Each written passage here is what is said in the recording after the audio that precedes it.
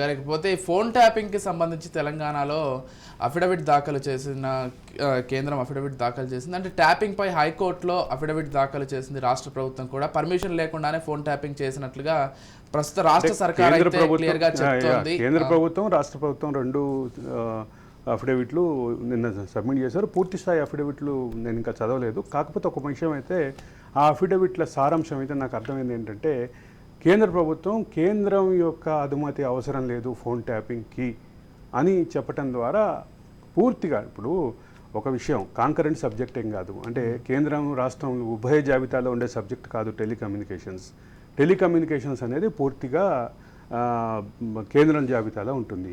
రెండోది cyber terrorism అని ఈ కేసులోనే మనం ఒక సెక్షన్ కూడా తెలంగాణ రాష్ట్ర పోలీసులు ఆ నిందితులు 6 మీద పెట్టారు. ఏదైతే సైబర్ టెర్రరిజం సెక్షన్ అట్రాక్ట్ అవుతుందో, సైబర్ టెర్రరిజం సెక్షన్ అట్రాక్ట్ అయితే దేశ భద్రతకు సంబంధించిన అంశమే కదా అది ఆటోమేటిక్గా కేంద్రం మానిటర్ చేయాల్సిన అంశమే కదా. కేంద్రం మానిటర్ చేయాల్సిన అంశాన్ని కొంచెం కేంద్రం తన బాధ్యత నుంచి తప్పించుకుందా అనేటటువంటి భావం అయితే వస్తున్నటువంటి అఫిడవిట్లో వస్తున్నటువంటి ప్రాథమిక అంశాలని బట్టి నాకు అర్థమవుతుంది. రెండోది రాష్ట్ర ప్రభుత్వం చెప్తున్నటువంటి అంశాలు ఏంటి, నిబంధనలను సవరించి ప్రభాకర్ రావుని సర్వీస్లోకి తీసుకున్నారు. ఇది చాలా తీవ్రమైన అంశం.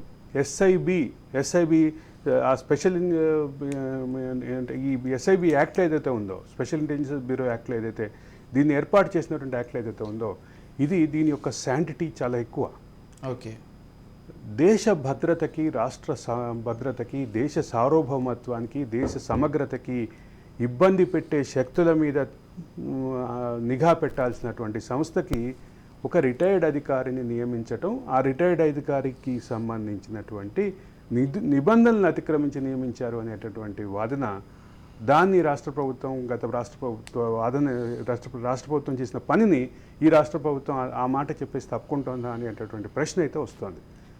దేశ సమగ్రతకి, దేశ సార్వభౌమత్వానికి, దేశ విచ్ఛిన్నకర శక్తుల మీద, వాటిని కాపాడుతూ దేశ విచ్ఛిన్నకరమైనటువంటి శక్తుల మీద నిఘా పెట్టాల్సినటువంటి ఎస్ఐబి చీఫ్ పదవిని నిబంధనలను అతిక్రమించి ఇచ్చారు లేదా నిబంధనలను సవరించి ఇచ్చారు అనేటటువంటి అంశాన్ని డిఓపిటి కూడా చాలా కేంద్ర అంటే ఈ ఐఏఎస్ ఐపీఎస్లను నియంత్రించేటటువంటి డిఓపిటి ఏదైతే ఉందో, department of personal and training, ఆ డిఓపిటి కూడా చాలా కీలకమైనటువంటి అంశంగా తీసుకోవాలి అనేటటువంటి అంశం కూడా ఈ నిన్న చదివిన అఫిడవిట్లో వస్తున్నటువంటి ప్రాథమిక అంశాలను బట్టి నాకు అర్థమవుతుంది.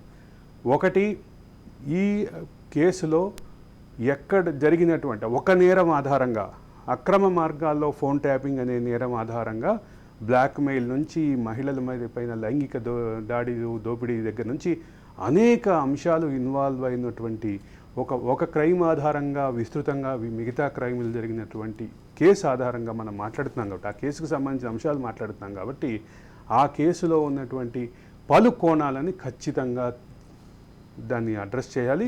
అడ్రస్ చేసే క్రమంలో ఎవరెవరైతే ఆరోపణలు ఎదుర్కొంటున్న వాళ్ళందరి మీద కూడా సమగ్రమైనటువంటి విచారణ అయితే ఖచ్చితంగా జరగాలి. గతంలో ఇచ్చినటువంటి ఆ నిందితులకి, ఆరోపణలు ఎదుర్కొన్నటువంటి వారికి సంబంధించినటువంటి జాబితాని, దాన్ని అన్నింటి కూడా మరోసారి దానిపైన సమగ్రమైనటువంటి విచారణ అయితే జరగాలి.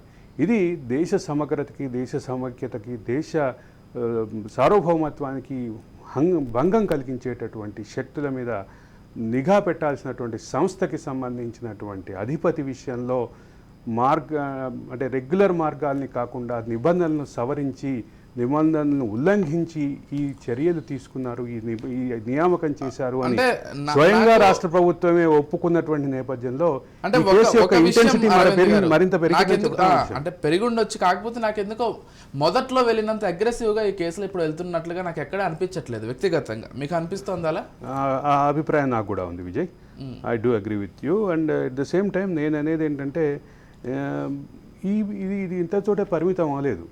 ఈ కేసులో ఒక నేరం ఆధారంగా పలు నేరాలకు పాల్పడినటువంటి వ్యక్తులకి సంబంధించి, వ్యవస్థకి సంబంధించి అనేక ఆధారాలు దొరికినాయని సాక్షాత్తు రాష్ట్ర ప్రభుత్వ ఉన్నతాధికారులే విలేకరుల సమావేశంలో కానీ, హైకోర్టుకి ఇచ్చినటువంటి అఫిడవిట్లో కానీ చెప్పారు. కాబట్టి ఈ కేసు మరింత వేగంగా వెళ్లాల్సిన అవసరం అయితే ఖచ్చితంగా ఉందని చెప్పక తప్పదు. అంటే ఒక విషయం అరవింద్ గారి కేసులో కీలకంగా ఉన్నటువంటి వాళ్ళు ఒకవైపు అధికారులు కావచ్చు, మరోవైపు మీడియా ముసుగులో ఉన్నటువంటి వాళ్ళు కూడా విదేశాలకు వెళ్ళిపోయినటువంటి పరిస్థితిని గమనిస్తున్నాం.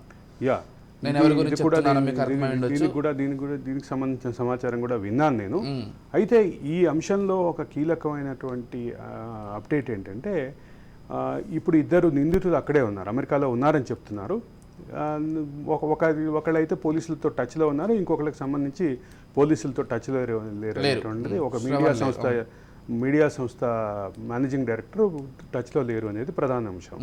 దాంతోపాటు మరొక మీడియా వ్యక్తి, ఆరోపణలు ఎదుర్కొంటున్న మరొక మీడియా వ్యక్తి కూడా విదేశాలకు వెళ్ళారు అనేటటువంటి చర్చ అయితే, దానికి సంబంధించినటువంటి అంశాల మీద చర్చ అయితే ఉంది. అదే సందర్భంలో దానికి సంబంధించి ఆ వ్యక్తికి సంబంధించిన మూమెంట్స్ మీద కూడా అబ్జర్వేషన్ లేదు పోలీసులకి సంబంధించినటువంటి ఉంది. ఈ మొత్తం వ్యవహారంలో పోలీసులు వ్యవహార శైలి మాత్రం ఖచ్చితంగా ప్రశ్నార్థకంగా ఉంది. మీరు అన్నట్టుగానే కాస్త మెతక వైఖరితో ఉన్నారా అనేటటువంటి భావం అయితే ఖచ్చితంగా వస్తుందని చెప్పక తప్పదు విజయ్. రైట్.